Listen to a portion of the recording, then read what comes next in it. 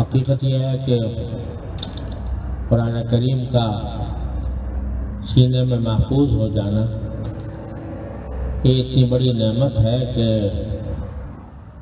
اس کی عظمت کا ہم احساس نہیں کر سکتے، اور صرف اتنی بات ہی بہت کافی ہے کہ اللہ جل جلالہ نے قرآن کریم کی حفاظت کا خود ذمہ لیا تھا۔ اِنَّا نَحْنُ نَزَّلْنَا الذِّكْرَ وَإِنَّهُ لَهُ لَحَافِظُونَ۔ ذمہ داری تو اللہ تبارک و تعالیٰ نے لی تھی قرآن کریم کی حفاظت کی، لیکن اللہ تبارک و تعالیٰ نے اپنی ذمہ داری کو انجام دلوانے کے لیے ماشاءاللہ حفاظ کو منتخب کیا، چھوٹے چھوٹے بچوں کو اور ان لوگوں کو جو اپنے سینوں میں قرآن کریم محفوظ کرتے ہیں۔ اس درجہ یعنی یہ حفاظ جو ہیں یہ در حقیقت اللہ تبارک و تعالیٰ کی طرف سے اللہ تبارک و تعالیٰ کے عمل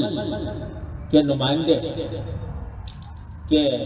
جو ذمہ داری اللہ تعالیٰ نے لی تھی وہ اسباب کے درجے میں اللہ تعالیٰ نے ان کو موفق فرمایا کہ وہ اس کی حفاظت کریں، اور اس کی کوئی قوم کوئی ملت مثال پیش نہیں کر سکتی کہ ایک ایسی کتاب جس کا بچہ مطلب بھی نہیں سمجھتا، معنی بھی نہیں سمجھتا، لیکن وہ کم عمری کے اندر بھی اس کو یاد کر لیتا ہے اور اس کے سینے میں محفوظ ہو جاتا ہے، نہ صرف اس کے الفاظ محفوظ ہو جاتے ہیں، حروف محفوظ ہو جاتے ہیں، بلکہ اس کی ادائیگی کا طریقہ بھی محفوظ ہو جاتا ہے، جس کو وہ نہیں سمجھتا کہ کیا معنی ہے۔ یہ براہ راست معجزہ ہے اللہ تبارک و تعالیٰ کی طرف سے قرآن کریم کا اعجاز